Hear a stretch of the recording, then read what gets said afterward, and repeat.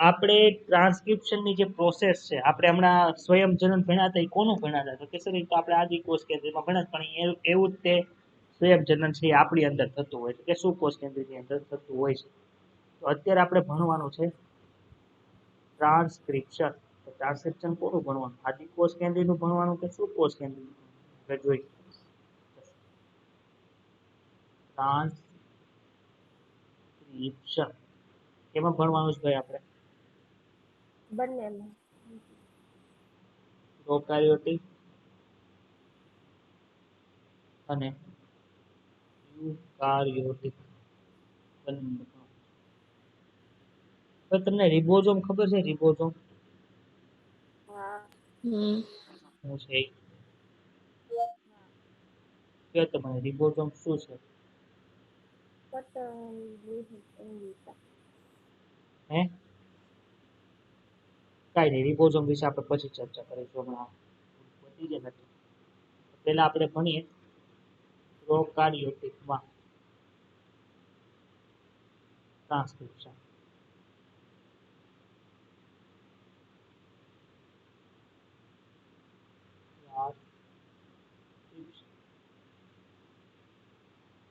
ભાઈ આપણે ટ્રાન્સક્રિપ્શન કરવું હોય તો આપણે બેક્ટેરિયાની અંદર શેની જરૂર પડે? મને કહો તો.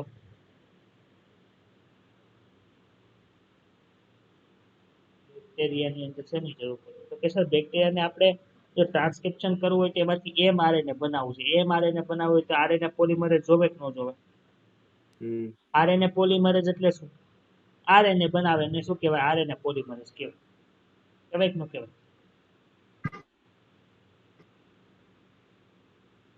તો બેક્ટેરિયાની અંદર 3 પ્રકારના આરએનએ જોવા મળે. 3 પ્રકારના આરએનએ જોવા મળે. સર ક્યાં ક્યાં 3 પ્રકારના આરએનએ જોવા મળે? બધા હરખા જ આરએનએ હોય કે અલગ અલગ હોય? તો અલગ અલગ હોય તો તે 3 પ્રકારના કીધું હોય. તો ક્યાં ક્યાં પ્રકારના હોય આપણે કેમ સર? તો કે એક છે ટીઆરએન, હોય કે ન હોય? ટીઆરએન એની અંદર એમિનો એસિડને લઈ જવા લાવવા હતું. પછી રિબોઝોમ બનાવતું આરએનએ જોવે કે ન જોવે? તો સર જોવે ને. અને જેનાથી પ્રોટીન બનશે ઇક્યુ, તો સર એમાં આ 3 આરએનએ જોવે. તો આ 3 પ્રકારના આરએનએ છે એ બનાવવા માટે કોક તો ઉત્સેચક હશે ને. માનો કે આ બેક્ટેરિયાનું જનીન છે, આની અંદર ક્યાંક તો ટીઆરએનએ બનાવવાની માહિતી હોય કે ન હોય? ક્યાંક તો એમઆરએનએ બનાવવાની માહિતી હોય કે ન હોય? ક્યાંક આરઆરએનએ બનાવવા માટેની માહિતી હોય કે ન હોય? આ આરએનએ બનાવવા માટેની માહિતી છે તો ક્યાં ઉત્સેચક દ્વારા સી બને છે? તો બેક્ટેરિયામાં આ ત્રણેય પ્રકારના આરએનએ છે એ એક જ પ્રકારના ઉત્સેચક દ્વારા બને છે. એ ઉત્સેચકનું નામ શું છે? RNA polymerase. ખબર પડી તમને? કોની વાત કરીએ છીએ આપણે? પ્રોકેરિયોટિકની વાત કરીએ છીએ. એક જ પ્રકારના આરએનએ પોલિમરેઝ દ્વારા ટીઆરએનએ બનાવે, ઈ જ ભાઈ પાછું આરઆરએનએ બનાવે, ઈ જ ભાઈ પાછા એમઆરએનએ બનાવે. ખબર પડી કે નથી ખબર પડતી? હા. હવે આપણે જોઈએ ટ્રાન્સક્રિપ્શનના પ્રોસેસ. તો 3 તબક્કાની અંદર ટ્રાન્સક્રિપ્શન છે થાય છે. બધા ટ્રાન્સક્રિપ્શનનું ગુજરાતી બોલો તો શું થાય? પ્રત્યાંકન. 3 તબક્કા છે. પહેલો તબક્કો કયો છે? તો કે સર પહેલો તબક્કો આપણે શરૂઆત કરી. તમે નીટની તૈયારી શરૂઆત તો ક્યારેક કરી હશે કે ડાયરેક્ટ તૈયારી કરવા માંડ્યા? સર શરૂઆત તો અમે કરી હતી. તો શરૂઆતને શું કહેવાય? ઇનિશિએશન કહેવાય. શું કહેવાય? ઇનિશિએશન તરીકે ઓળખવામાં આવે. પછી અત્યારે તમે શું કરી રહ્યા છો? તો કે સર અમે નીટની તૈયારીની શરૂઆત તો કરી દીધી હતી 3-4 મહિના પહેલા. અત્યારે અમે એની આગળ વધારીએ છીએ. તો એને શું કહેવાય? ઇલોંગેશન કહેવાય. શું કહેવાય? ઇલોંગેશન તરીકે ઓળખવામાં આવે. ત્રીજો તબક્કો કયો છે? તો કે સર હવે તો અમે નીટની તૈયારી થઈ ગઈ છે, બધું થઈ ગયું છે, હવે અમે પૂર્ણાહુતિ કરીશું. એક્ઝામ જેમ જેમ નજીક આવશે એમ રિવિઝન શરૂ કરશું. તૈયારી તો પૂરી કરી દઈશું. એને શું કહેવાય? ટર્મિનેશન તરીકે ઓળખવામાં આવે છે. ખબર પડી કે ડાઉટ છે? પડી. હવે આપણે ઇનિશિએશન એટલે શું, ઇલોંગેશન એટલે શું, ટર્મિનેશન એટલે શું એ આપણે ભણવાનું છે. ચાલો ભાઈ આપણે એક દોરીએ છે ડીએન. શું દોરીએ છે ભાઈ? ચલો ડીએનએ બતાય છે બધાને કે નથી બતાતું? હા તો આ આપણું ડીએનએ છે. હવે આ ડીએનએ ની અંદર શું હોય તો કે સર ઘણા બધા જનીન હશે. હશે જનીન ઘણા બધા. માનો કે અહીંથી તે આટલો ભાગ છે એક જનીન તરીકે વર્તે છે. આ શું છે એક જીન છે. તો જીનની અંદર આપણે ભણી ગયા કે ગમે ત્યાં જીન હશે એ વ્યક્ત ત્યારે જ થાય કે એમાં શું હોય તો કે સર અહીંયા હશે કદાચ પ્રમોટર, અહીંયા હશે સ્ટ્રક્ચરલ જીન અને અહીંયા હશે ટર્મિનેટર. હોય કે ન હોય?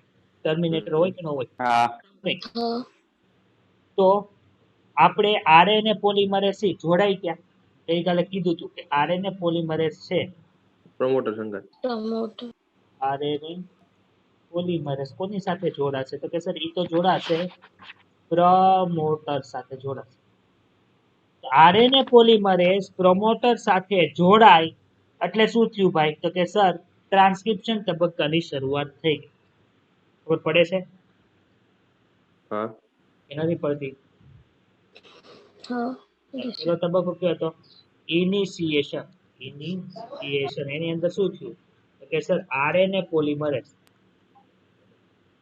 આરએનએ પોલિમરેઝ શું કામ વાપર્યું? ડીએનએ પોલિમરેઝ શું કામ ન વાપર્યું? કોને ખબર છે? બે ઓલા સિંગલ ડબલ સ્ટ્રેન્ડ હોય તો જ કામ કરે. બીજા કોઈ? અહીંયા આરએનએ પોલિમરેઝ શું કામ યુઝ કર્યો? ડીએનએ પોલિમરેઝ યુઝ શું કામ નથી કર્યો? તો કે સર અમારે આરએનએ બનાવવો છે તો આરએનએ નું તે આપણે શું કરવાનું હોય? પોલિમરાઇઝેશન કરવાનું હોય તો કોની જરૂર પડે? આરએનએ પોલિમરેઝની જરૂર પડે. આપણે સ્વયંજનનમાં ડીએનએ બનાવતું હતું તો ડીએનએ બનાવવા માટે કોની જરૂર પડે? ડીએનએ પોલિમરેઝની જરૂર પડે. ખબર પડી કે ઉપરથી હા હા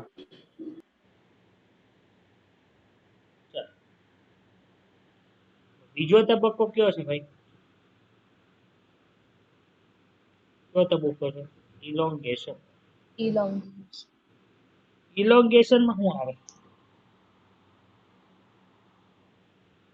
તો કે સર ઇલોંગેશન ની અંદર આરએનએ પોલિમરેઝ શું કરે છે તો કે સર આરએનએ પોલિમરેઝ છે ન્યુક્લિયોટાઇડ એડ કરે છે. તો ક્યાં ન્યુક્લિયોટાઇડ હશે? ડીઓક્સીરિબોઝ કે ribo nucleo? Deoxyribose deoxyribose add કરે. વેરી ગુડ, સરસ. ના ના sir ribose sir ribose sorry ribose ribose sir ribose ribo nucleotide છે એડ કરે. આપણે આરએનએ બનાવવાનું છે. ક્લિયર? હા રિબો ન્યુક્લિયોટાઇડ ને શું કહેવાય? આમ કહી શકીએ રિબો ન્યુક્લિયોટાઇડ ટ્રાઇફોસ્ફેટ કહેવાય કે ન કહેવાય? હા એટલે આ પાછા બે રીતના કામ કરે. એક તો ઉર્જા પૂરી પાડશે, સાથે સાથે પ્રક્રિયક તરીકે કામ કરે છે. ખબર પડી? હા હા હું અહીંયા દોરું છું.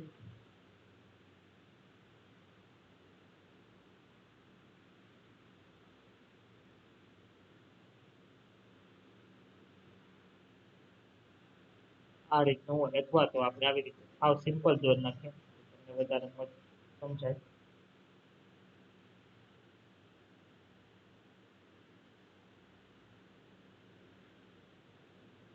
આ 3 ડેશ 5 ડેશ આ 5 ડેશ આ 3 ડેશ. ચાલો હવે આમાં મને કે ઉપરની શૃંખલામાં ટ્રાન્સક્રિપ્શન થશે કે નીચેની શૃંખલામાં ટ્રાન્સક્રિપ્શન?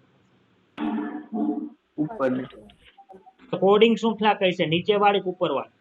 એટલે કે આમ જો 3 ડેશ ટુ 5 ડેશ એટલે કઈ છે? આ ઉપર વાળી શૃંખલા છે. બતાવીએ ને અહીંથી શરૂઆત થઈ ને ક્યાં ગઈ? અહીંયા સુધી. નીચે કઈ છે? 5 ડેશ થી 3 ડેશ.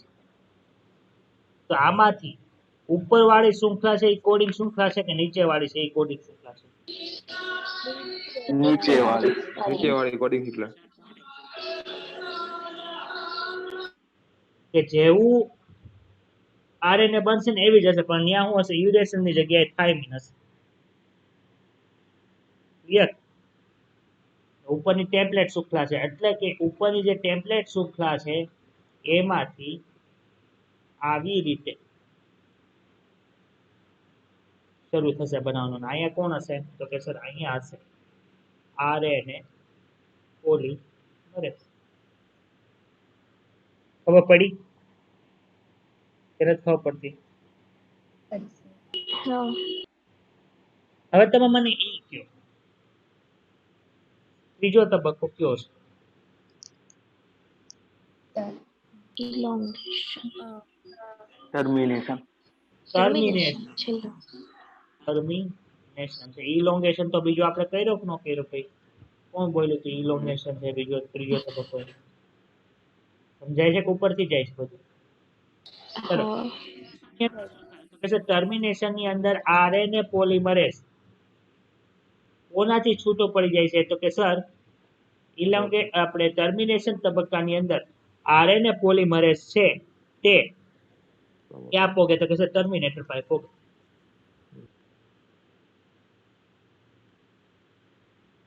ટર્મિનેટર પાસે પહોંચે એટલે શું થાય? તો કે સર તે DNA થી છૂટું પડે છે અને શું થાય? ટ્રાન્સક્રિપ્શનની પ્રોસેસ પૂરી થઈ ગઈ. તો પડી? હા. હા મને તમે ઈ કયો, અહીંયા આપણે કયો ઉત્સેચક વાપર્યો તો હમણાં? કયો ઉત્સેચક છે આ બધી? હા, RNA પોલિમરેઝ છે કામ કરતું હતું. હવે આપણે શું કીધું? RNA પોલિમરેઝ મેં તે કીધું ત્યારે શરૂઆત કરવાની છે, સ્ટ્રક્ચરલ જીન છે એટલે કે બંધારણીય જનીન છે એનું પ્રત્યાંકન કરાવવાનું છે અને ટર્મિનેશન આવે ત્યારે તારે શું કરવાનું? પૂરું કરી દેવાનું. એકને જેટલું બધું કામ કરવાનું, હારોહાર mRNA બનાવવાનું, એ તો બનાવે જ છે, tRNA એને જ બનાવવાનું, rRNA પણ એને જ બનાવવાનું. તો એની ઉપર લોડ વધી ગયો કે ન વધી ગયો? એને મદદ કરવા વાળું કોક જોવે ને. તો હકીકતની અંદર જે RNA પોલિમરેઝ છે એ શેની માટે કેપેબલ છે ખબર છે? RNA પોલિમરેઝ નું મુખ્ય કામ શું છે? તો કે સર RNA પોલિમરેઝ છે ને ઈ ખાલી ઇલોંગેશન તબક્કા માટે જ તે સક્ષમ છે.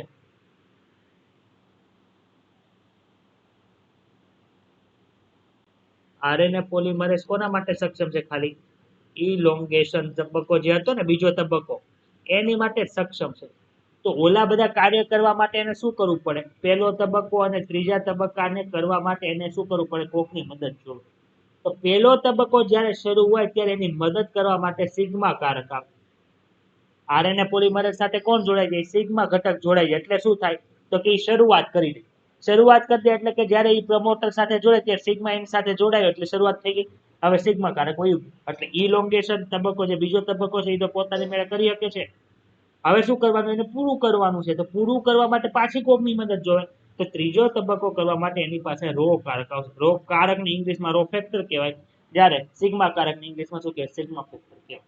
આમાં કોઈને કઈ ડાઉટ છે? અઘરું છે બેક્ટેરિયામાં ટ્રાન્સક્રિપ્શન? હેલું? હા. ચાલો હવે આપણે રીડિંગ કરીએ.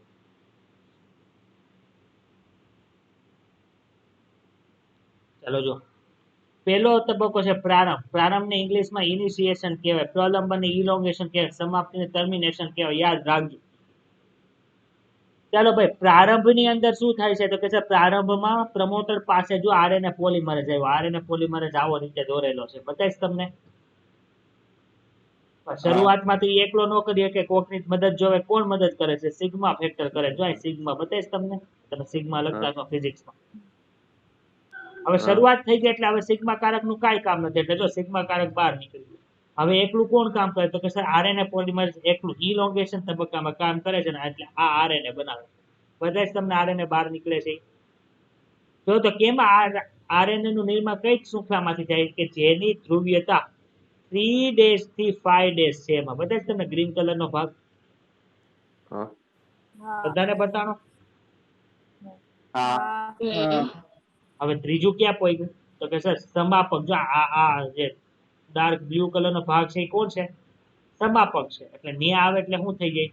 તો કે સર RNA પોલિમરેઝ નું કામ પૂરું થઈ ગયું. તો પૂરું કરવા માટે કોકની મદદ જોવે ને, એકલો તો ન કરી શકે.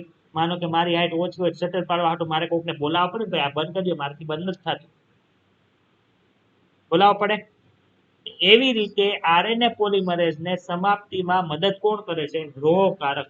તમે આવો રો ભણ્યા હશો ફિઝિક્સ ની અંદર, ભણ્યા છો? એ આ રો ફેક્ટર. હા રો ફેક્ટર જ્યારે આરએનએ પોલિમરેઝ સાથે જોડાય ત્યારે આરએનએ છૂટું પડી જાય, ડીએનએ છૂટું પડે અને આરએનએ પોલિમરેઝ બંનેથી છૂટો પડી જાય છે. આ કોની વાત થઈ? આદિ કોષ કેન્દ્રીય અંદર ટ્રાન્સક્રિપ્શન ની આપણે વાત કરી. કોઈ પ્રશ્ન છે? ના ચાલો હવે આપણે કોનું ભણી લઈએ?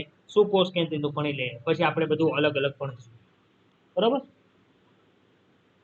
બેનું રીડિંગ કરીશું આપણે.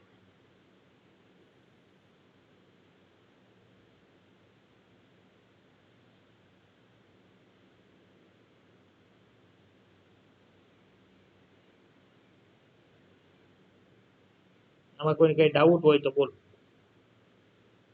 ના સર આપણે આ એક્ઝોન્સ ને ઇન્ટ્રોન્સ બાકી છે ચલાવવાનું. હા એટલે એ જે સુકોષ કેન્દ્રીયનું બાકી છે ને હજી, તો સુકોષ કેન્દ્રીયનું હા. હા આપણે હજી ખાલી આદિકોષ કેન્દ્રીયનું ભણ્યા. સર કાલ ડીપીમાં ક્વેશ્ચન હતા એટલે.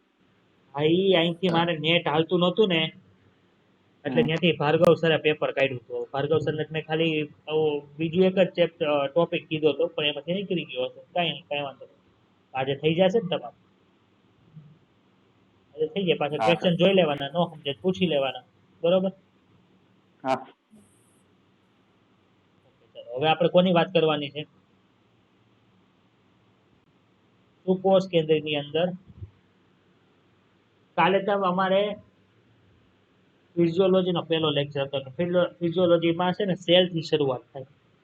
સેલ થી શરૂઆત કરી ને તો 1 કલાકની અંદર આખું સેલ નું ચેપ્ટર પૂરું. તમને હું ફોટા બતાડીશ, હું મૂકવાના ભૂલાઈ ગયા છે, મને કાલે યાદ કરાવશું. આપણે બુધવારના લેક્ચરમાં મને બતાવીશ. યુકાર્યોટિક હા સેલમાં ટ્રાન્સક્રિપ્શન. ઈ સર છે એ અહીંના જ છે, એટલે ગુજરાતી સાથે સાથે થોડુંક થોડુંક બોલતા હતા. એટલે સરે કીધું તમને કોષ કેન્દ્ર બતાવીને તો હવે કોષ કેન્દ્ર યાદ ન આવવું જોઈએ, ન્યુક્લિયસ યાદ આવવું જોઈએ. એવું સરે કીધું. ગુજરાતી ભૂલી જાઓ. તમને એક્ઝામમાં તો ગુજરાતીમાં પૂછશે નહીં. પૂછશે? ચાલો ભાઈ, આપણે હમણાં કેવું ભણ્યા? આદિકોષ કેન્દ્રી હોય એમાં ડાયરેક્ટ શું બને? તો કે સર ડીએનએ માંથી સીધું જ કોનું નિર્માણ થાય છે? તો કે સર એમઆરએનએ નું નિર્માણ થાય છે. એમઆરએનએ માંથી પછી શું બનશે? તો કે ટ્રાન્સલેશન ની પ્રક્રિયાથી પ્રોટીન બનશે. આવું આપણે આ સ્ટેપ બાકી છે, પણ તો આથી આ સ્ટેપ ભણ્યા કે ન ભણ્યા? હા પરંતુ યુકેરિયોટિક સેલની અંદર ડીએનએ માંથી સીધું એમઆરએનએ બનતું નથી, એચએનઆરએનએ બને. એચએનઆરએનએ એટલે હું એ સમજાવું છું તમને, પહેલા આપણે જોઈએ. ચાલો, આદિકોષ કેન્દ્રિય કોષ એટલે કે પ્રોકેરિયોટિક કોષની અંદર ટીઆરએનએ, પછી એમઆરએનએ અને આરઆરએનએ કોણ બનાવતું હતું? RNA polymer. યાદ છે? હમણાં કીધું હતું ઈ. પરંતુ યુકેરિયોટિક કોષમાં એટલે કે સુકોષ કેન્દ્રિય કોષમાં એવું થતું નથી. સુકોષ કેન્દ્રિય કોષની અંદર શું થાય? જો કોષ કેન્દ્રની અંદર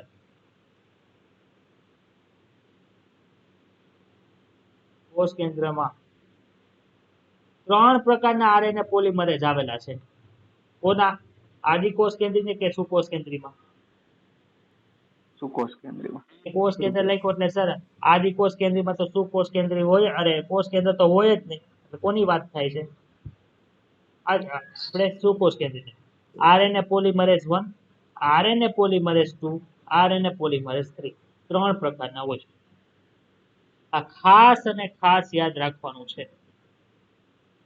હવે આરએનએ પોલિમરેઝ 1 છે એ કોનું નિર્માણ કરે? આરએનએ પોલિમરેઝ 2 છે એ કોનું નિર્માણ કરે? આરએનએ પોલિમરેઝ 3 છે એ કોનું નિર્માણ કરે?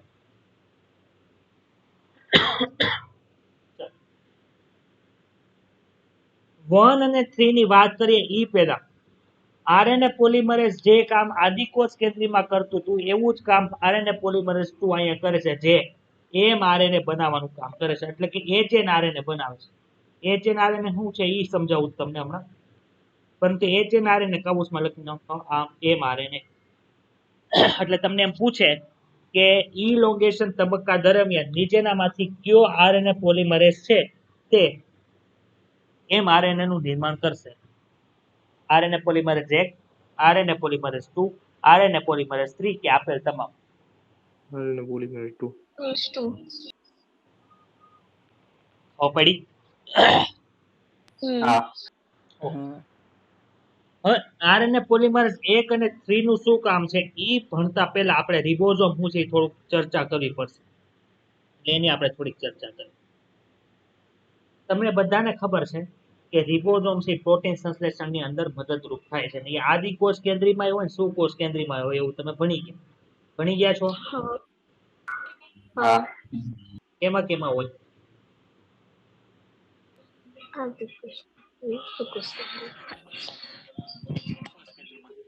આદિને શું કહેવાય? પ્રોકેરિયોટિક સેલ કહેવાય કે ન કહેવાય? હા યુકેરિયોટિક સેલ કહેવાય કે ઉપરથી નથી જતું ને બધું અંદર જ જાય છે ને મગજની અંદર સ્ટોર થાય છે ને? ઓય હા આદિકોષ કેન્દ્રીયમાં કેવા રિબોઝોમ હોય?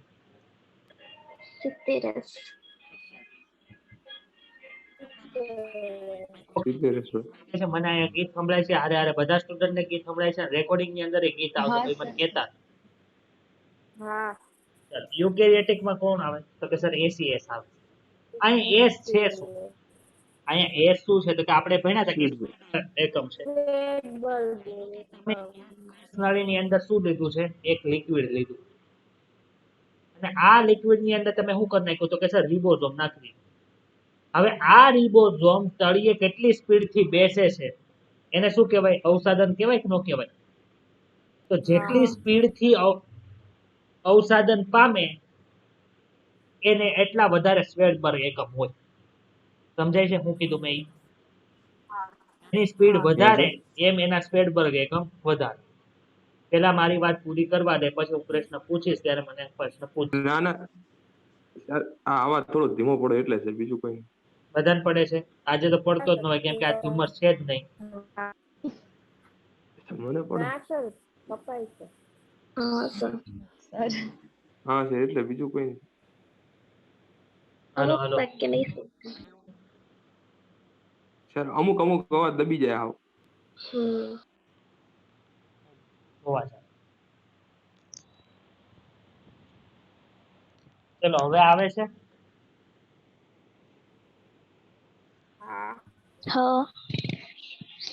એકમ એટલે શું? તો કે જે સ્પીડ થી રિબોઝોમ નીચે આવે ઈ સ્પીડ ને તમે એક સૂત્ર આવે ઈ સૂત્ર શું છે એ આપણે કઈ જાણવાની જરૂર નથી. આપણે ખાલી સમજવાનું છે સ્વેડબર્ગ એકમ શું છે. તો કે જે સ્પીડ થી નીચે આવે એને તમે પર્ટિક્યુલર એનું જે સૂત્ર હોય એની અંદર મૂકો અને ઈ પછી જે તમને મળે એને શું કહેવાય? સ્વેડબર્ગ એકમ કહેવાય. તો મેઇન આપણે અહીંયા સ્પીડ વિચારવાની. જેમ રિબોઝોમ મોટા હશે એમ સ્પીડમાં નીચે બેસે એટલે કે સ્પીડમાં નીચે અવસાદન પામે. બોલો શું છે? ચલો હવે આવ્યું ક્લિયર? હા હવે સારું.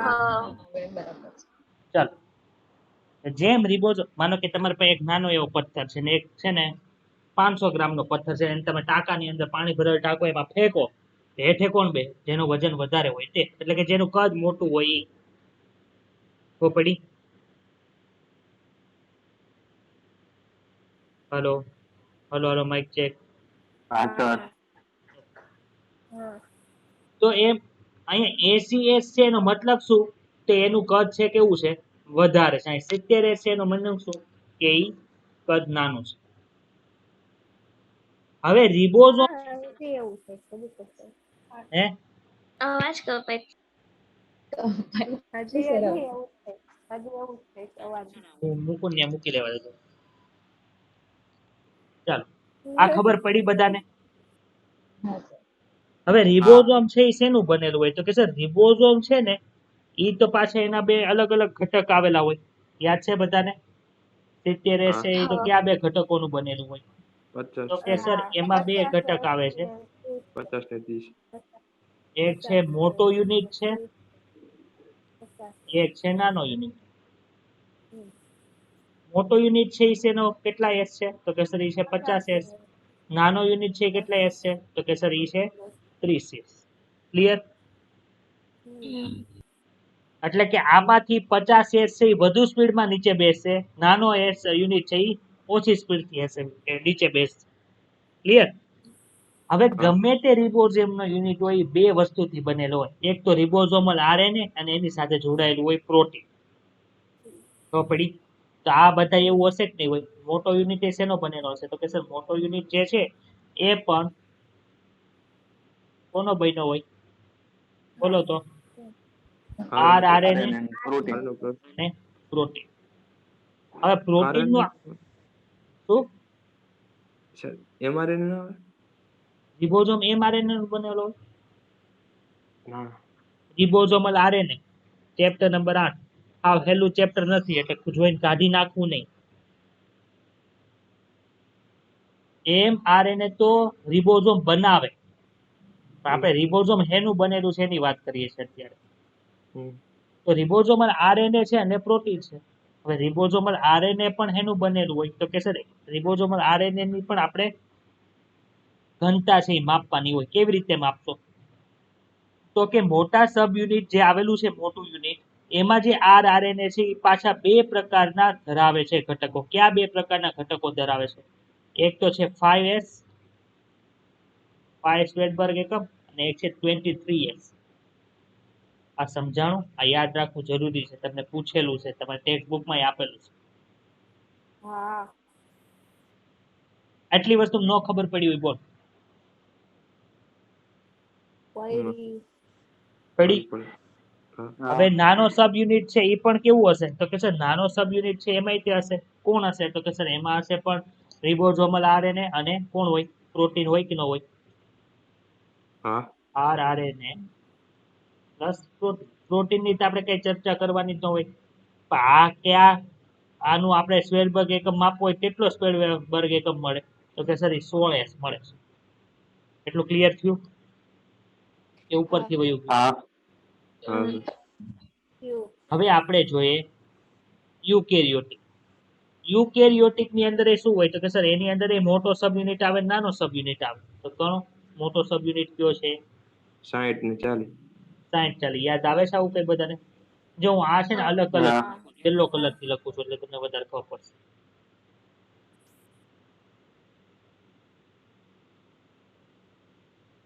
એક હશે 60s અને એક હશે 40s. એ નાનું યુનિટ છે, 60s છે એ મોટો યુનિટ છે. ચલો 60s હોય ઈ પણ શેનું બનેલું હોય તો કે સર ઈ પણ બે વસ્તુનું બનેલું હોય. કઈ કઈ ભાઈ આ પીળું છે આ કન્ફ્યુઝન નહીં કરતા, જગ્યા નથી એટલે હું આવી રીતે લખું છું. તમને ખબર પડી જશે. હા. હા. લાઈન દોર દો અહીંયા.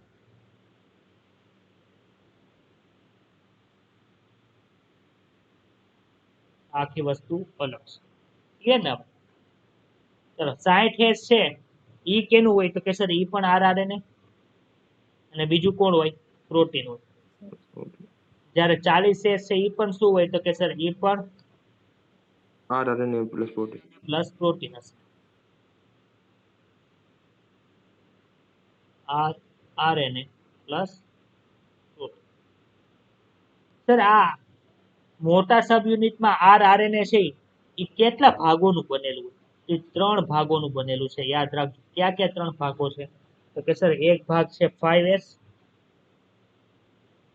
એક ભાગ છે 28s, વચ્ચેનો જે ભાગ છે એ કયો છે તો કે સર ઈ છે 5.8s. વચાય છે બધાને કે નથી વચાતું? હા. હા. મોટો સબ યુનિટ છે એટલે જો 28 વત્તા 5 વત્તા 5.8s આ ત્રણેય ભેગા થાય ત્યારે એનું રિબોઝોમલ આરએનએ બને છે. જ્યારે નાનો એસ છે જે 40s છે એનું જે રિબોઝોમલ આરએનએ છે એ કેટલા એસ નું બનેલું હોય? એ 18s નું બનેલું હોય. ક્લિયર થયું બધાને કે ઉપર થઈ ગયું? હા. હા સર. અત્યારે કોની વાત કરીએ છીએ તો કે સર આપણે તો અત્યારે જે આપણે ટ્રાન્સક્રિપ્શન જોવાના યુકેરિયોટિક સેલ નું જોવાના છીએ. આ ખાસ યાદ રાખજો. જો આમાંથી કેટલું યાદ છે તમને ખબર? પ્રોકેરિયોટિક સેલ ની અંદર રિબોઝોમ હોય 70S ના હોય, એમાં મોટો સબ યુનિટ હોય એ 50S નો હોય, નાનો સબ યુનિટ છે એ 30S નો હોય. મોટો સબ યુનિટ છે એ RRNA અને પ્રોટીન નો બનેલો હોય, નાનો સબ યુનિટ છે એ પણ RRNA અને પ્રોટીન નો બનેલો હોય. ખાલી સ્ટેપ કયું યાદ રાખવાનું છે? નીચેનું સ્ટેપ યાદ રાખવાનું, બાકી બધું તમને યાદ છે. તો પ્રોકેરિયોટિક સેલમાં મોટા સબ યુનિટની અંદર જે રિબોઝોમલ આરએનએ હોય એ 5S અને 23S નો બનેલો હોય. પ્રોકેરિયોટિક સેલના અંદર આવેલા રિબોઝોમની અંદર નાનો સબ યુનિટ હોય છે એ 70S RRNA ધરાવે છે. ઈ યાદ રાખજો. એવી રીતે યુકેરિયોટિક. ખબર પડી? હા. હવે તમને ખબર પડશે કે આરએનએ પોલિમરેઝ 1 છે એનું શું કામ છે, આરએનએ પોલિમરેઝ 2 છે એનું શું કામ છે, આરએનએ પોલિમરેઝ 3 છે એનું શું કામ છે. હવે તમને ખબર પડશે. જો ચલો, આરએનએ પોલિમરેઝ શું કરે છે? તો કે આરએનએ પોલિમરેઝ છે આરઆરએનએ બનાવે. કોનું નિર્માણ કરે ભાઈ? આરઆરએનએ. પણ સર આરઆરએનએ તો ઘણા બધા પ્રકારના હતા. ક્યાં આરઆરએનએ નું નિર્માણ છે ઈ આરએનએ પોલિમરેઝ 1 કરે? તો કે 5.8S. 5.8S યાદ છે? આવું કંઈક આવ્યું હતું હમણાં. હોય 18S, 28. 28S. 5.8S, 18S અને 28S નું નિર્માણ કોણ કરે છે? આરએનએ પોલિમરેઝ 1 કરે છે. ક્લિયર બધાને? હા. આરએનએ પોલિમરેઝ તો હિટ્રોજીનિયસ આરએનએ છે એનું નિર્માણ કરશે. હિટ્રોજીનિયસ આરએનએ એટલે શું ઈ કહું છું તમને. જો 5.8S, 18S, 18S ની જો અહીંયા અને 28S, આ ત્રણનું નિર્માણ કોણ કરે છે? RNA polymerase 1. તો સર અહીંયા 5S છે, બતાવીશ તમને અહીંયા 5S છે ઈ. હા. એનું નિર્માણ કોણ કરે ભાઈ? તો કે સર એનું નિર્માણ છે ઈ આરએનએ પોલિમરેઝ 3 કરે છે. અહીંયા શું આવશે? આ પણ આરઆરએનએ નું નિર્માણ કરે, પણ કેવું આરઆરએનએ? જે 5S છે તે. ક્લિયર થઈ ગયું? ચારે ચાર આવી ગયા? આમાં ટીઆરએનએ કઈ એવું નહીં. ટીઆરએનએ નું નિર્માણ કોઈ કરતું હશે તો ઈ ટીઆરએનએ નું નિર્માણ છે ઈ આરએનએ પોલિમરેઝ 3 કરે છે. અને એક બીજું પણ છે સ્મોલ ન્યુક્લિયર આરએનએ, એસએનઆરએનએ કહેવાય. એનું નિર્માણ પણ કોણ કરે છે? RNA polymerase 3. ક્લિયર થયું બધાને? એ ઉપરથી વયું ગયું. હા સર. હવે આપણે અહીંયા ભણ્યા એચએનઆરએનએ એટલે શું ઈ કહી દઉં. એ આપણે ભણી અત્યારે. એમઆરએનએ અને એચએનઆરએનએ ની અંદર શું ડિફરન્સ છે આપણે જોઈએ. પ્રોકેરિયોટિક ની અંદર શું થાય? તો કે સર પ્રોકેરિયોટિક ની અંદર ડીએનએ માંથી ડાયરેક્ટ કોનું નિર્માણ થાય છે? એમઆરએનએ નું નિર્માણ થાય. એમઆરએનએ એટલે શું? તો કે જેની વસ્તુને આપણે જરૂર છે ને એ બધા સંદેશા એમઆરએનએ ની અંદર હોય. પરંતુ યુકેરિયોટિક ની અંદર ડાયરેક્ટ ડીએનએ માંથી એમઆરએનએ નું નિર્માણ થતું નથી. તો કોનું નિર્માણ થાય? તો કે સર એમાં ડીએનએ માંથી એચએનઆરએનએ નું નિર્માણ થાય. એચએનઆરએનએ એટલે શું? ઈ સર અમને તમે કહો કે એચએનઆરએનએ તમે ક્યાં ના કહો છો કે છે શું? તો કે એચએનઆરએનએ નું પહેલા પૂરું નામ જોઈ લઈએ. એચએનઆરએનએ નું નામ છે હિટ્રોજીનિયસ ન્યુક્લિયર આરએનએ. તો હિટ્રોજીનિયસ નામ તો આપણે સાંભળેલું છે. બે સમયુગ્મી ન હોય તેને હિટ્રોજીનિયસ કહેતા. એટલે અહીં હિટ્રોજીનિયસ નો અર્થ શું છે? કે સરખું નથી, એની અંદર કઈક વાંધો છે. જેવું એમઆરએનએ છે એવું ડાયરેક્ટ એચએનઆરએનએ નથી.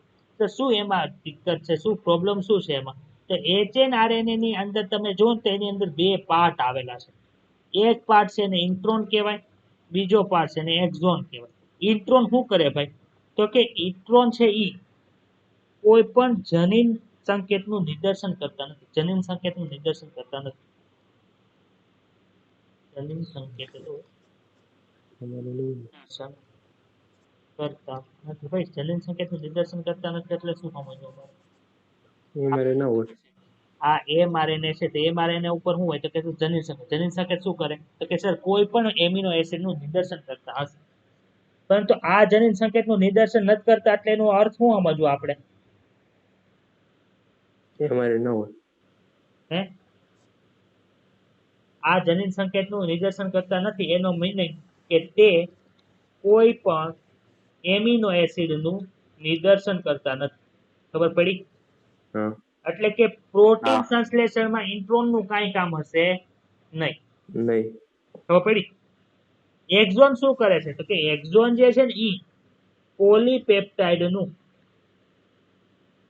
નિદર્શન કરે છે. એટલે કે એક્ઝોન ઉપર જે કઈ વસ્તુ આવેલી હશે ને એ એમિનો એસિડ ને દર્શાવવા માટે કઈક કામ કરતા હશે. ખબર પડી છે બધાને? હા આમનું કોણ છે, એક્ઝોન કે ઇન્ટ્રોન? હા એક્ઝોન એક્ઝોન કામના છે. તો આપણે શું કરવાનું, HNRN ની અંદર બે વસ્તુ છે, ઇન્ટ્રોન છે ને એક્ઝોન છે. તો આપણે કાઢી કોને નાખવા પડે? ઇન્ટ્રોન ને કાઢી નાખવા પડે. પછી ખાલી એક્ઝોન બચે એને શું કહેવાય? એને mRNA કહેવાય. ખબર પડી? હા તો સર હા હવે આપણે HNRNA માંથી મારે શું કરવું છે? HNRNA માંથી mRNA બનાવવું છે. HNRNA માંથી mRNA બને એ કેટલી પ્રોસેસ છે? તો કે સર એમાં 3 પ્રોસેસ આવે છે. કઈ કઈ પ્રોસેસ આવે? પેલું છે કેપિંગ, બીજું છે ટેલિંગ અને ત્રીજું છે સ્પ્લાઇસિંગ. આ શું છે આપણે ભણીએ ભાઈ? અહીંયા આખા પ્રોટીન પ્રત્યાંકન ની વાત નથી થતી. અહીંયા કોની વાત થાય છે? HNRNA માંથી mRNA બનાવવાની વાત થાય છે. તો એમાં આપણે કરવું હોય શું કરવાનું? તો જો પેલા આપણને HNRNA કેવું બતાવી દીધું હતું.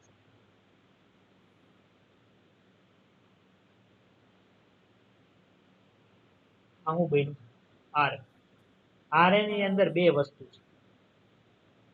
એક તો પ્રોટીન નું નિદર્શન કરે એવા ભાગ, અને બીજા કેવા હતા ભાઈ? નો કરે એવા. શું કરે એવા. પોલીપેપ્ટાઇડ જે નિદર્શન કરે એને શું કહેતા હતા ભાઈ? એક્ઝોન. એક્ઝોન. પ્રકારમાં છે એને ઇન્ટ્રો. જો આ ખબર પડી? આ લખ્યું એમાં. તો જો આ હા આખું કોણ છે? હિટ્રોજીનિયસ RNA છે, કે જેની અંદર કામની માહિતી છે, નકામી માહિતી છે. એટલી ખબર પડી? જો આપણે પ્રોકેરિયોટિક કોષ ભણ્યા હતા ને, તો પ્રોકેરિયોટિક કોષ ની અંદર આવું નહોતું. પ્રોકેરિયોટિક કોષ ની અંદર તો બધા કેવા હતા? એક્ઝોન જ હતા, કે જે પ્રોટીન નું નિદર્શન કરતા હતા. જ્યારે આમાં એવું નથી. તો આમાં આપણે શું કરવું પડે? તો કે સર આ બધા જે ઇન્ટ્રોન છે ને એને બધાને કાઢવા પડે. એ કાઢવા માટે શું કરવું પડે? તો કે સર 3 પ્રોસેસ કરવી પડે. પહેલી પ્રોસેસ છે એને શું કહેવાય? આપણે કેપિંગ કહેવાય. આ 5 days થી 3 days છે એ ધ્રુવીયતા આપણને જોવા મળે. કેપ એટલે શું થાય ભાઈ? ઓપી ટોપી થાય. ટોપી ક્યાં પહેરવાની હોય? માથામાં. માથે હવે અહીં માથું ક્યાં છે? 5 days ને માથું કહેવાય ને, શરૂઆત ત્યાંથી થાય. હા તો HNRNA ના માથા ઉપર આપણે ટોપી પહેરાવાની છે. પણ ટોપી તો આપણે પહેરીએ એવી ટોપી તાને હલે નહીં. કેવી ટોપી પહેરાવાની? તો કે સર ત્યાં એક કેમિકલ એટલે કે એક ન્યુક્લિયોટાઇડ એડ કરવાનો છે. કેવો ન્યુક્લિયોટાઇડ છે? તો કે એનું નામ છે 7 મિથાઇલ, એટલે કે 7 મિથાઇલ ગુઆનોસાઇન ટ્રાઇફોસ્ફેટ.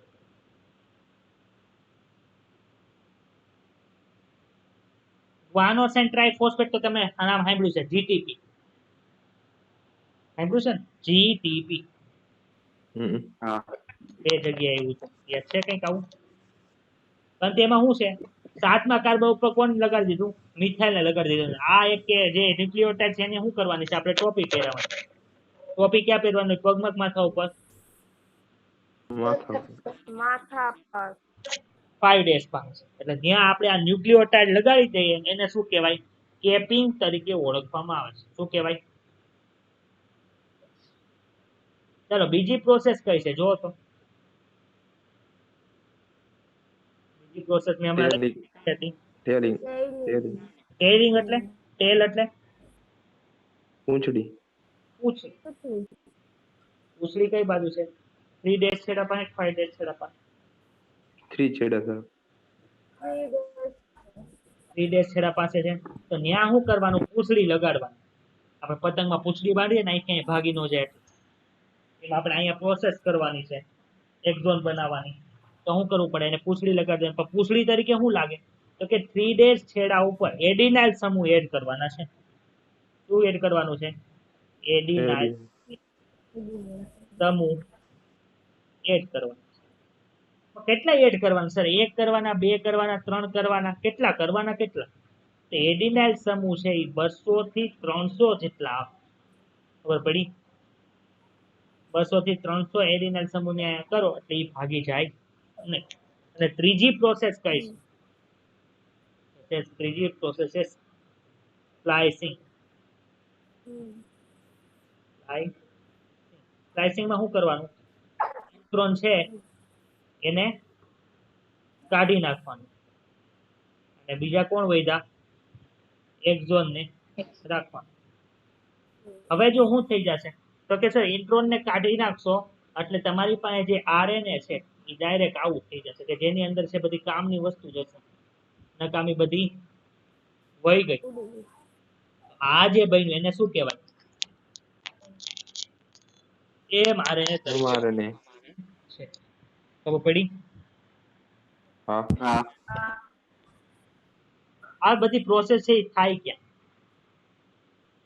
આ બધું થાય ક્યાં? કોષની અંદર થાય, કોષની બહાર થાય, કોષની અંદર તો કોષરસ પટલ કોષરસમાં થાય કે કોષ કેન્દ્રમાં થાય? ભાઈ આ આપણો કોષ કેન્દ્ર. કોકના માઇકનો અવાજ આવે છે મને. આ કોષ કેન્દ્ર છે. એની અંદર શું હોય? જો ભાઈ આ કોષ કેન્દ્રને છે ને હું અહીંયા મોટું કરું છું. એની અંદર હોય ડીએ. ભાઈ આમાં કોષ કેન્દ્ર આવ્યું એટલે કે આ યુકેરિયોટિક સેલ. ખબર પડી જાય? આ ડીએનએ માંથી કોણ બને? ટ્રાન્સલેશનની પ્રોસેસ દ્વારા એચએનઆરએનએ બને. ખબર પડી ને? એચએનઆરએનએ આપણે બતાવીને તમને કૂતરો બોલું કૂતરો બધે એચએનઆરએનએ બધું એટલે ઇન્ટ્રોન અને એક્ઝન વાળું એમઆરએનએ હોવું જોઈએ. આ એચએનઆરએનએ માંથી કેપિંગ, ટેઇલિંગ અને સ્પ્લાઇસિંગની પ્રક્રિયા દ્વારા એમઆરએનએ બને. અને હવે આ એમઆરએનએ છે ઈ ન્યુક્લિયસમાંથી ક્યાં આવે? તો કે સર કોષરસ અંદર આવશે અને ત્યાં કોષરસ અંદર આવીને શું થાય? તો કે સર ત્યાં પ્રોટીન નિર્માણ માટેની ભાષાંતરણની પ્રક્રિયા થાય. આ ખબર પડી કે ઉપરથી વયું? પડી. આ એક પ્રોસેસ પૂરી થઈ છે જેનું નામ શું છે? પ્રત્યાંકન છે. સમજાઈ ગયું ને બધાને? કાંઈ અઘરું હતું આમાં? હા, છે સર. કાંઈ અઘરું? હાવ હેલું છે ને?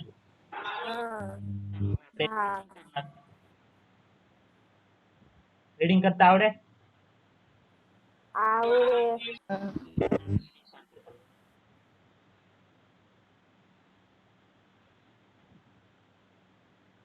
હાલો ભાઈ આ પેજ રીડ કરો તો. નો સમજાય એ લાઈન મને પૂછજો.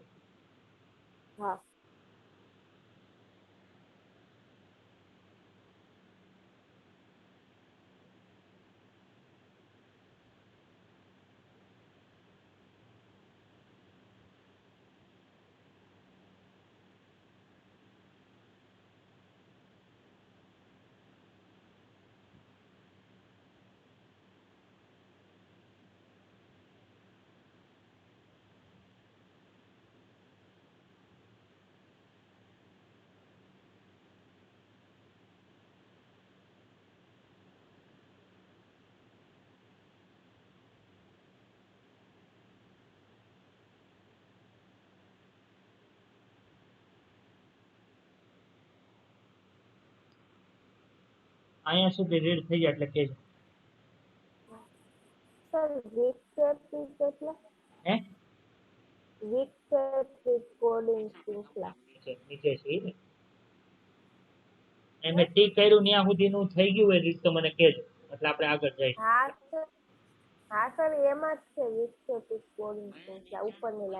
શું અહીંયા તો હું આગળનું સમજાવું એમ બોલું.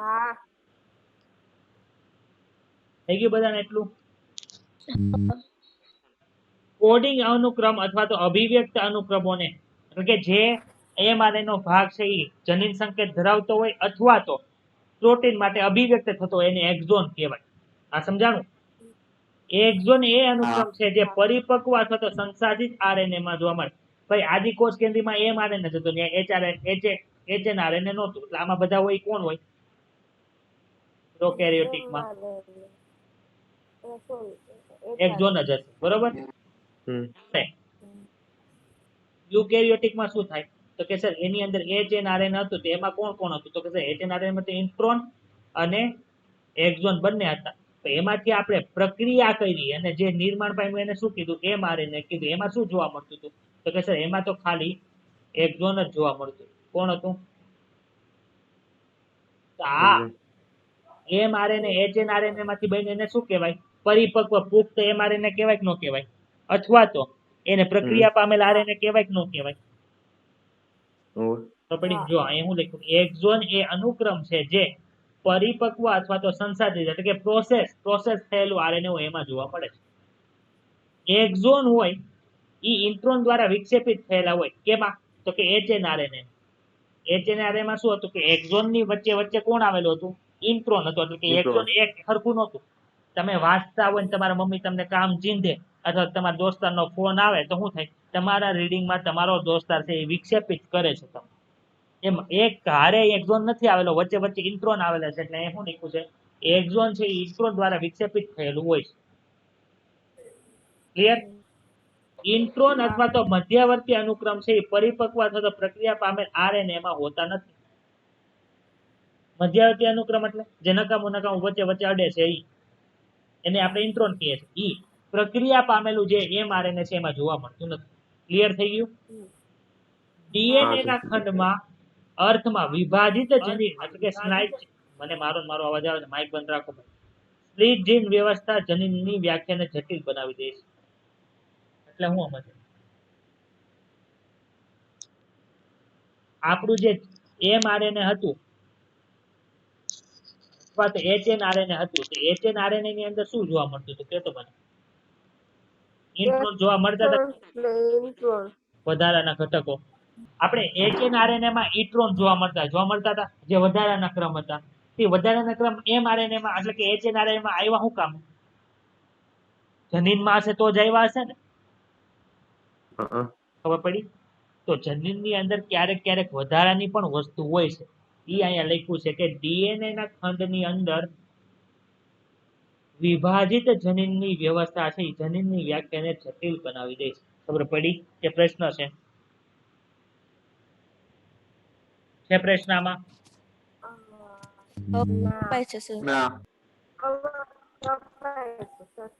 ચલો ભાઈ વાંચો. લક્ષણોની આનુવંશિકતા પણ બંધારણીય જનીનના પ્રમોટર અને નિયામકો અનુસાર અનુક્રમો દ્વારા અસર પામે છે.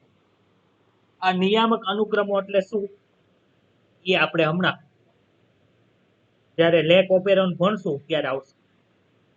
ક્યારેક નિયામક અનુક્રમને હળવાશથી નિયામક જનીન તરીકે પણ ઓળખવામાં આવે છે. તેમ છતાં આ અનુક્રમ કોઈ પણ RNA અથવા તો પ્રોટીનનું સંકેતન કરતા નથી. હમણાં લેક ઓપેરોન આવશે ત્યારે પણ ત્યારે આ પેરેગ્રાફ પાછો ભણવાનો છે, મને યાદ કરાવો. બરોબર? RNA ના પ્રકારો અને પ્રત્યાંકનની પ્રક્રિયા, ટાઇપ્સ ઓફ RNA.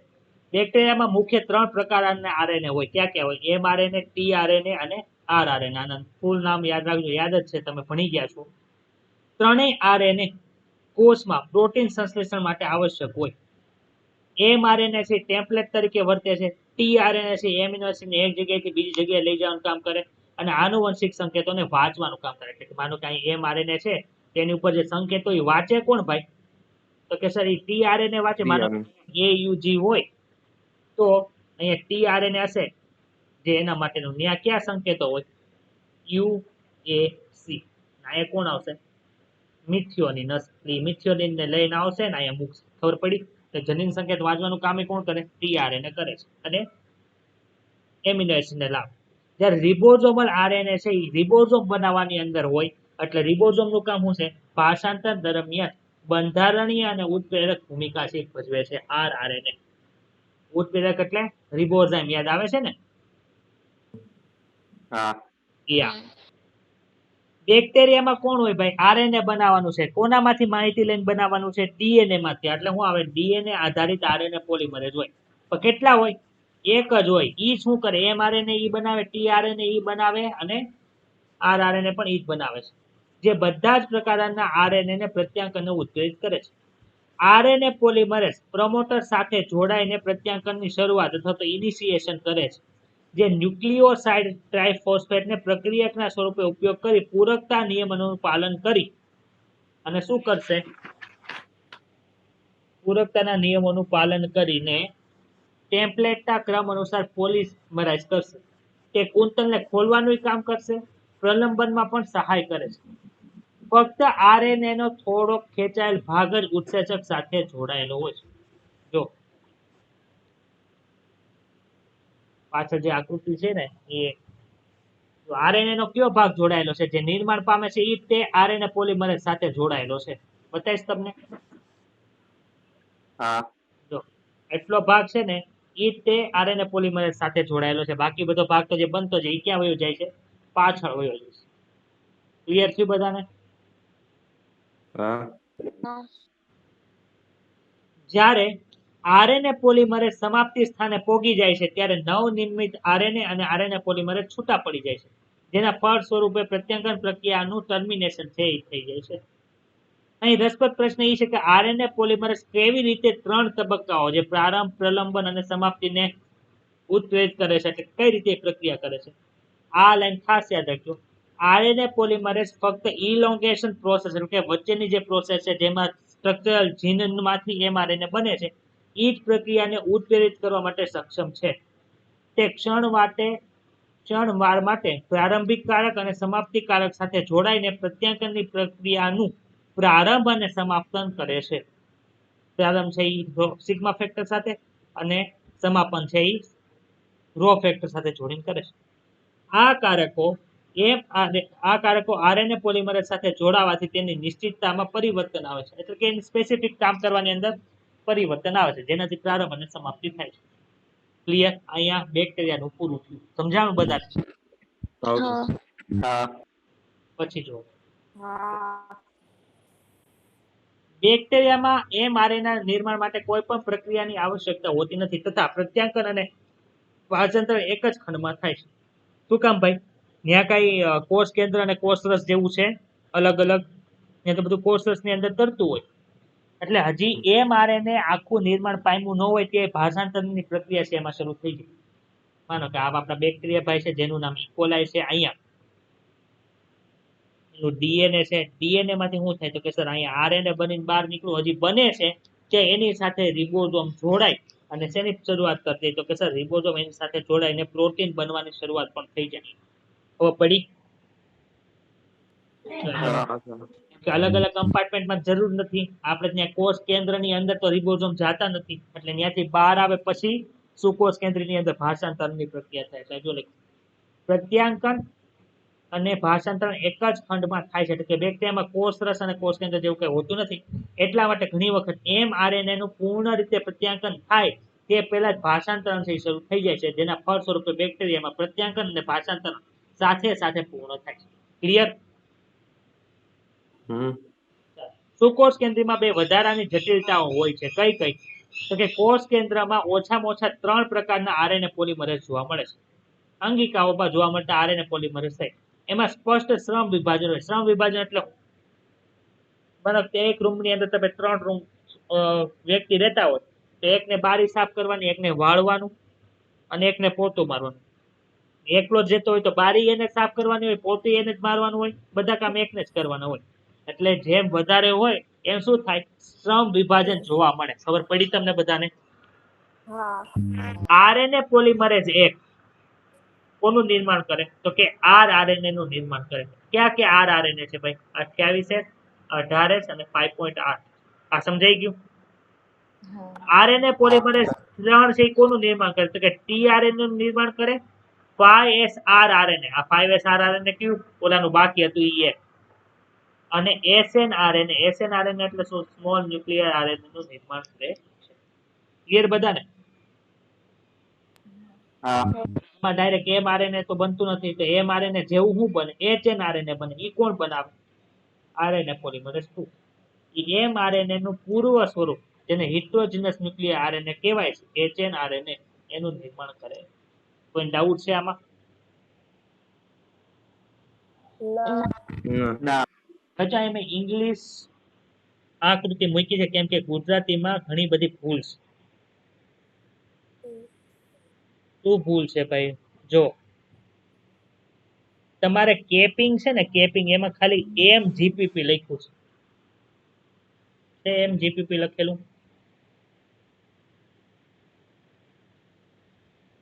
સર અવાજ કાપી ગયો. હાલો હાલો માઇક ચેક. હા સર હા ચાલ, આ જે હા નિર્માણ પામે છે એમાં જો આ લાઇટ બ્લુ અને ડાર્ક બ્લુ બતાવીશ તમને બધાને. હા એનો મતલબ શું? આ HNRNA છે. હમ તો આ પણ શું થાય? HNRNA થાય કે ન થાય? હા આ પણ શું થાય? HNRNA થાય કે ન થાય? હા નીચેનામાં જો એક સરખો જ કલર છે. આ શું થઈ ગયું? mRNA થઈ ગયું. ક્લિયર એટલી વસ્તુ બધાને? હમ હા હવે અહીંયા જે લખ્યું છે ને એમાં જો તો તમારે પોલી આલ્ડિનાઇલેશન લખ્યું છે. હા થયું છે આવું લખી નાખો, પોલી એડિનાઇલેશન. આપણે કોણ એડિનાઇલ સમૂહ નાખ્યા, ત્યાં કઈ આલ્ડીહાઇડ નથી નાખ્યો. ક્લિયર બધાને? પહેલી પ્રોસેસ છે હા કેપિંગ છે. અહીંયા બીજી પ્રોસેસ આપી છે ટેલિંગ સ્પ્લાઇસિંગ આપી છે, સ્પ્લાઇસિંગ. અને ત્રીજી પ્રોસેસ થાય શું થાય? ટેલિંગ થાય છે. સમજાય છે? હા આ જે mRNA બન્યો એને શું કહેવાય? mRNA કહેવાય. પછી પુખ્ત આરએનએ પણ કીધું હતું ને આપણે, એટલે મેચ્યોર આરએનએ પણ કહેવાય. અને પ્રોસેસ એટલે કે પ્રક્રિયા પામેલ આરએનએ તરીકે પણ એને ઓળખવામાં આવે છે. ડાઉટ આમાં? હા તો અહીંયા શું થયું?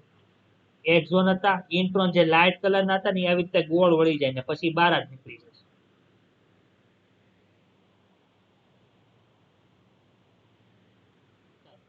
બીજી જટિલતા એ છે કે પ્રાથમિક પ્રત્યાકનમાં એક્ઝોન અને ઇન્ટ્રોન બંને આવે. કે જેવું પ્રત્યાંકન થયું હોય, અહીં તો એક પ્રત્યાંકન થયું એટલે શું મળ્યું? તો કે HNRNA બન્યું. એટલે શું થયું? એક્ઝોન અને ઇન્ટ્રોન બંને હતા. તથા તે કેવા હોય? બિનકાર્યકારી. હવે એક્ઝોન ને ઇન્ટ્રોન બંને અંદર આવેલા હોય તેમાંથી પ્રોટીન બને ભાઈ. કેટલી જટિલતા ઉત્પન્ન થાય ભાઈ. અડધું એમાં કામ કરતું હોય ને અડધું નકામું હોય તો. માનો તમને એવું કીધું છે કે તમારે ઘઉં પડ્યા છે, એમાંથી લોટ દળવાનો છે, પણ એમાં હું એક મુઠ્ઠી કાકરા નાખી દઉં તો તમને દળવાની મજા આવશે? દળશો તમે? તમે શું કરશો? પેલા અંદરથી કાકરા કાઢશો. સમજાય છે? હા તો એવી રીતે આથી વિશિષ્ટ પ્રક્રિયાથી પસાર થાય છે જેને સ્પ્લાઇસિંગ ની પ્રોસેસ કહેવાય છે, જેમાં ઇન્ટ્રોન છે એ દૂર થઈ જાય છે અને એક્ઝોન એક નિશ્ચિત ક્રમમાં એકબીજા સાથે જોડાય છે. HNRNA વધારાની પ્રક્રિયાઓ જેમ કે કેપિંગ અને ટેલિંગ માંથી પણ પસાર થાય છે. કેપિંગમાં શું થાય છે? એક ન્યુક્લિયોટાઇડ વિલક્ષણ એટલે કે વિશિષ્ટ ન્યુક્લિયોટાઇડ આપણે નાખવાનું છે. કેવો? Methyl ગ્વાનોસાઇન triphosphate. મિથાઇલ ક્યાં છે? 7મા કાર્બન ઉપર, એટલે કે 7 સાચું. મિથાઇલ ગ્વાનોસાઇન ટ્રાઇફોસ્ફેટ તરીકે ઓળખવામાં આવે.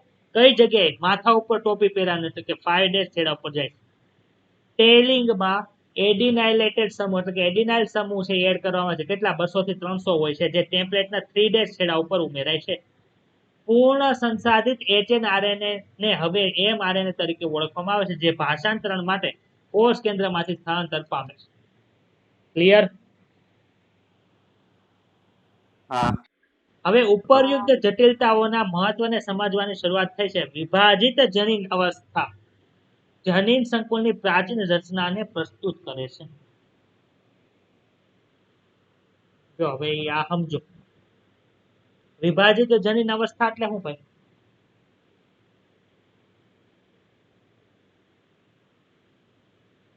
વિભાજિત જનીન વ્યવસ્થા એટલે શું?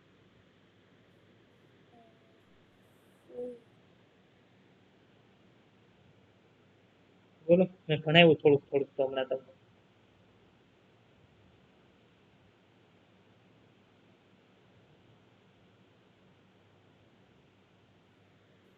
વિભાજિત કર્યું હતું સ્પ્લિટ, એટલે કે એક્ઝોન ને ઇન્ટ્રોન હતા. હા હા એ કેમાં જોવા મળતા હતા ભાઈ? તો કે સર ડીએનએ માં જોવા મળતા હતા. ડીએનએ માં જોવા મળતા એટલે જ એમાં આવ્યા, આરએનએ માં આવ્યા. તો પડી. તો ડીએનએ ની અંદર આવું જોવા મળે છે, છતાં પણ તે આપણું જનીન દ્રવ્ય તરીકે વર્તે છે. તો આરએનએ માં પણ આવું પેલા જોવા મળતું હતું. જ્યારે જનીન દ્રવ્ય તરીકે આરએનએ હતું ને, આપણે ભણ્યા હમણાં કે પેલા સૌપ્રથમ આવેલું જનીન દ્રવ્ય કોણ હતું ભાઈ? આરએનએ. તો પડી. ઇન્ટ્રોન્સની હાજરી છે એ પ્રાચીન યુગની યાદ અપાવે છે અને સ્પ્લાઇસિંગ પ્રક્રિયા આરએનએ વિશ્વની પ્રભુતાને પણ વ્યક્ત કરે છે. સમજાય છે કે નથી સમજાતું? સમજાય છે. બધાને? આવશે. હા જો હા સર. સમયમાં સજીવ તંત્રમાં આરએનએ અને આરએનએ આધારિત પ્રક્રિયાને સમજવી અત્યંત આવશ્યકતા મનાય છે. કેમ કે ત્યાંથી જ તે બધું આવ્યું, તો આપણે પહેલાનું સમજીએ તો જ આપણને અત્યારનું સમજાય ને, વૈજ્ઞાનિકો માટે. ક્લિયર? હા આગળ આગળ શું છે? હવે જનીન સંકેત આપણે બધા ભણી ગયા છે, તો એની થિયરી થોડીક એવી છે, એટલે આપણે 5-10 મિનિટની થિયરી ભણી લે, પછી તમે બધા છૂટા. એટલે પછી નેક્સ્ટ લેક્ચરમાં લેક ઓપેરોન અને બીજું શું આવશે? હ્યુમન જીનોમ પ્રોજેક્ટ છે એ આવશે. સર આજની ઓલી પીડીએફ મળી જશે ને? કાલની બાકી છે નોટ. કાલની પીડીએફ નથી સેન્ડ થઈ. નહીં. આજે થઈ જશે. આજે આખી પીડીએફ સેન્ડ કરશે.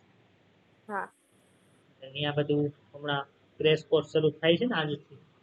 એટલે હા જેને રિવિઝન કરવું હોય એ આવું હા ક્રેશ કોર્સમાં, પણ જેને હા આવડતું જ હોય, 2-3 વખત ચોપડી વચાઈ ગઈ હોય, જેટલું હાયલું છે એટલું, કઈ ડાઉટ ન હોય તો ખોટો ટાઈમ પાસ કરવા 2 કલાક આવવું નહીં. બધાને ખબર પડી? હા જનીન સંકેત એટલે શું? બધું તમને આની થિયરી બધી ખબર છે. જનીન સંકેત કોને કહેવાય, ક્યાં હોય, એનાનું શું કામ છે, પછી કેવી રીતે ગોતાણું હતું, એ વસ્તુ આપણે જોવાની છે. સ્વયંજનન અને પ્રત્યાંકન દરમિયાન ન્યુક્લિક એસિડમાંથી બીજા ન્યુક્લિક એસિડનું પ્રત્યાંકન થાય છે, જેને સ્વયંજનન કહેતા હતા. અને પ્રત્યાંકન દરમિયાન શું થાય ભાઈ? તો કે સર, ન્યુક્લિક એસિડમાંથી બીજું ન્યુક્લિક એસિડ એટલે કે ડીએનએ માંથી આરએનએ નું નિર્માણ થાય છે.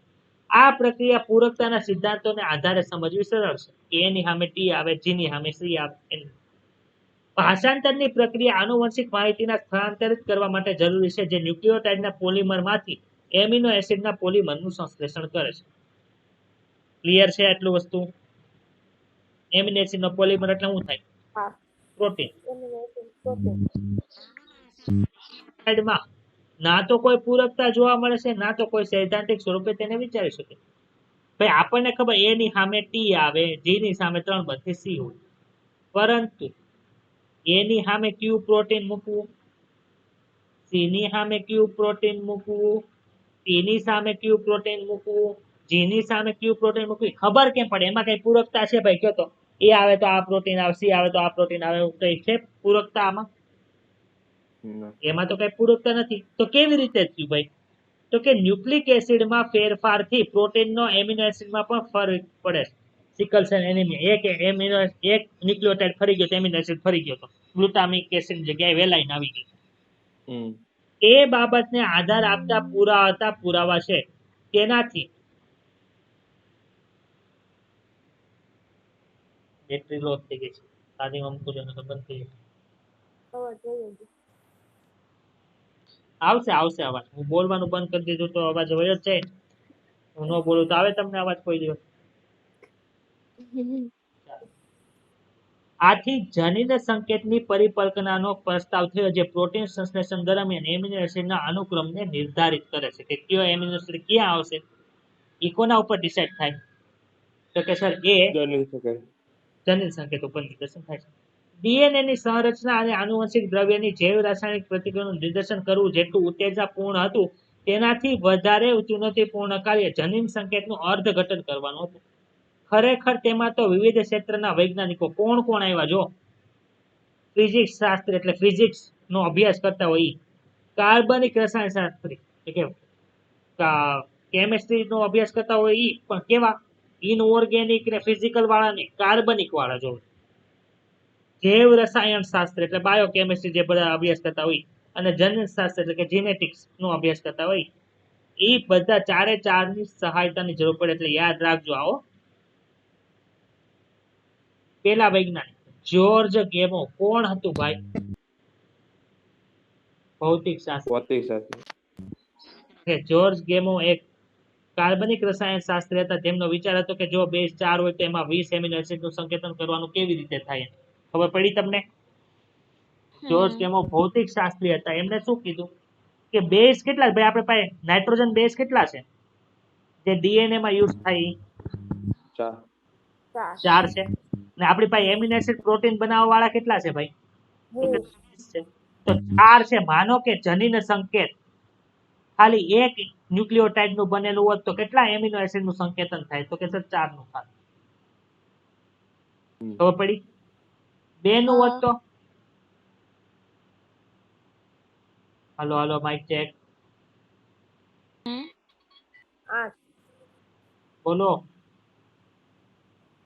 8 ને કંઈક. આ જનીન સંકેત એક ન્યુક્લિયોટાઇડ નો બનેલો હોય તો 4 જ એમિનો એસિડ નિદર્શન હું કામ થાય? ખબર પડી તમને? હા ચલો હવે શું થયું? આવું કોઈએ કીધું તું? જ્યોર્જ ગેમોએ કીધું કે 4 બેઝ માત્ર 4 છે તો 20 એમિનો એસિડ નું સંકેતન કરવાનું હોય તો સંકેતના નિર્માણમાં બેઝનો સમૂહ બનતો હશે.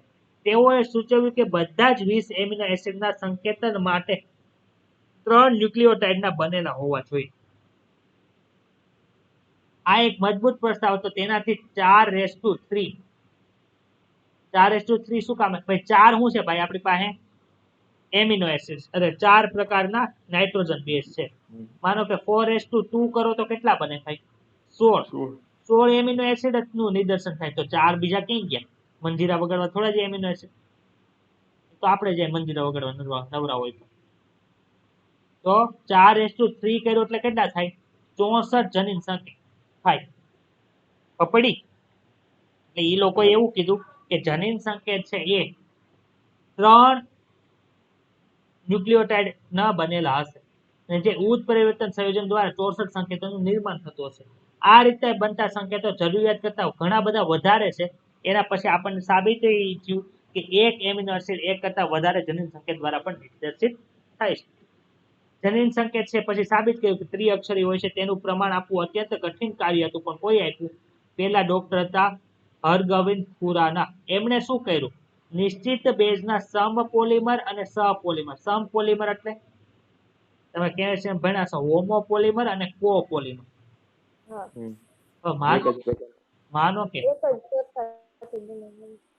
આ જે છે યુરેસિલ નો આખો mRNA મેં બનાવ્યું. શું બનાવ્યું? યુરેસિલ નો આખો mRNA બનાવ્યો. આ કેવો છે? સમપોલિમર કે વિષમ પોલિમર? વિષમ પોલિમર કે સહપોલિમર? બે એક જ. સમપોલિમર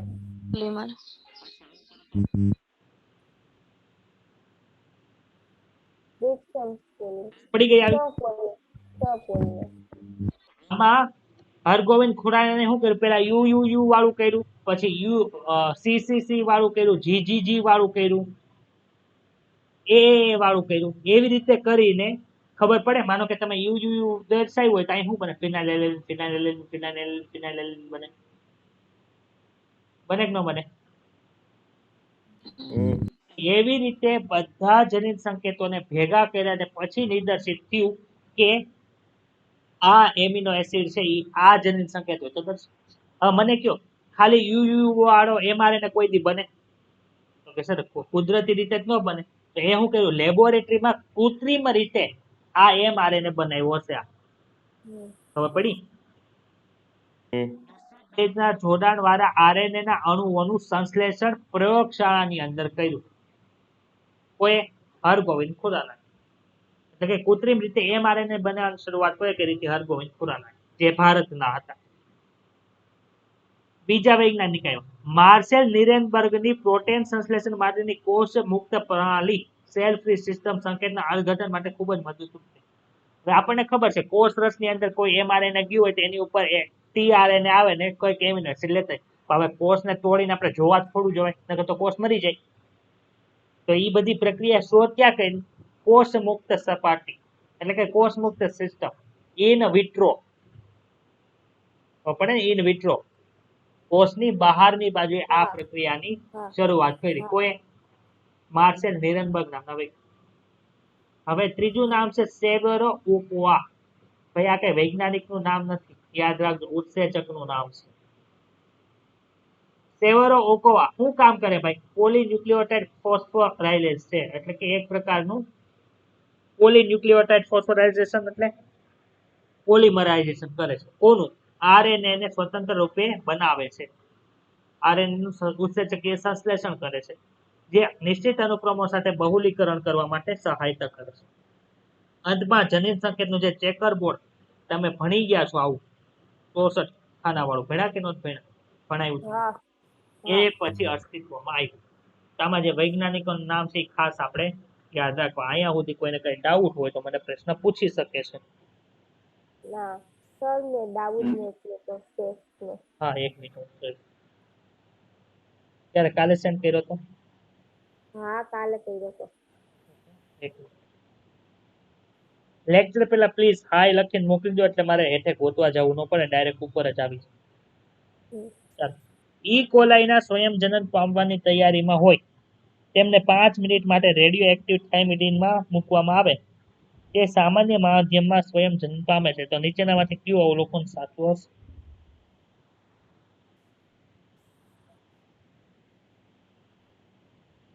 સ્વયંજનન પામવાની તૈયારીમાં છે. હમ. સ્વયંજનન પામવાની તૈયારીમાં એટલે કયા અવસ્થામાં છે? G1 S G2? જીવન હા, એટલે એ જ અવસ્થાની શરૂઆત થવાની તૈયારી થઈ ને. હા હમ.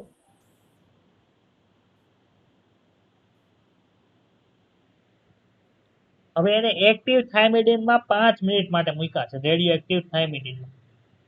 5 મિનિટની અંદર શું થયું હશે ભાઈ? કયો આમાં સ્વયંજનન પામવા માટે કેટલી છે વાર લાગતી હતી? ઈ કોલાઈમાં 18 મિનિટ. હમ. તો એને 5 મિનિટ તમે રેડિયો એક્ટિવ માધ્યમની અંદર મૂક્યું અને પછી કેની અંદર મૂકી દીધું હતું? સામાન્ય મતલબ હે, સામાન્ય માધ્યમમાં મૂક્યું હતું ને. તો અડધી શું ભલે 18 મિનિટ સુધી ઈ નથી રહ્યા, પણ એની અંદર રેડિયો એક્ટિવ નો ગુણધર્મ તો આવી ગયો કે ન આવી ગયો? હમ. રેડિયો એક્ટિવ નો ગુણધર્મ આવી ગયો પછી સ્વયંજનન પામી અને પછી જ્યારે એ વિભાજન પામશે હમ. તો એનામાં કઈ શૃંખલા હશે? એક શૃંખલા તો રેડિયો એક્ટિવ આવી હોય કે ન આવી હોય? હા આખી શૃંખલા રેડિયો એક્ટિવ નહીં હોય, એમાં રેડિયો એક્ટિવ નો ગુણધર્મ તો આવ્યો હશે ને. હા ખબર પડી? હા